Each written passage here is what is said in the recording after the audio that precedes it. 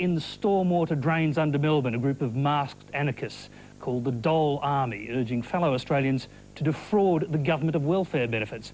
Well, if that sounds too far-fetched to be true, you're right, it was. But that didn't stop Channels 9 and 7 from falling for the story, hook, line and stinker. Today, a group of merry pranksters in Melbourne owned up to the hoax, which screened last night on both networks.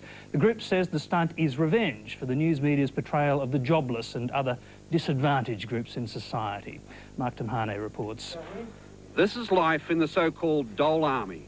If it wasn't real, it'd almost be comical. The only problem is it isn't real, and yes, it is comical.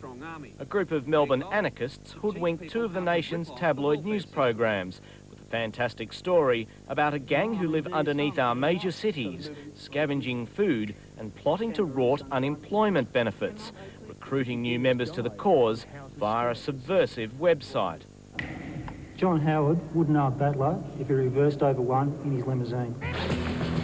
Meetings like this, they talk tactics, recruitment, how to extract more money from taxpayers and survival. Talk about work and the Dole Army claiming a membership of 70 gets defensive. It's not like, we've been leeching off the welfare system for years or anything. I choose not to work now. Today, the anonymous pranksters behind the Dole Army came clean, admitting they'd pulled off an elaborate hoax, even getting one of the stations to pay them for their bogus story. To begin with, it was to basically put the tabloid journalists down where they belong, which is in the gutter. I work really hard. I pay half of my salary goes in taxes every week, I promise you that. I work really hard, sometimes too hard. Do you call this working hard? Yeah, it is hard work sometimes. Not all the time. But why should I support you? As well as the fun of fooling the two TV programs, the group say there was a serious point behind their media prank. Those tabloid news programs basically, will show anything that fits their point of view, and we fitted their point of view because we were, for them, a bunch of dole blodgers living down a drain, and that's their interpretation of what unemployed people are. A current affair and Today Tonight can't say there weren't clues that the Dole Army wasn't quite all it seemed. Right at the top of the front page of their website, a small picture of Bill Gates with a custard pie on his face.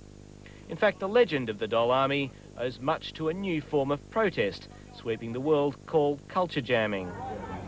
It's closely linked to the anti-globalisation and anti-capitalist protests we've seen in cities around the world in recent years. Especially younger activists feel quite powerless within the mainstream media. They see this as a way of getting their message out quite cheaply, quite creatively, and by using the media against itself, it creates quite a powerful message.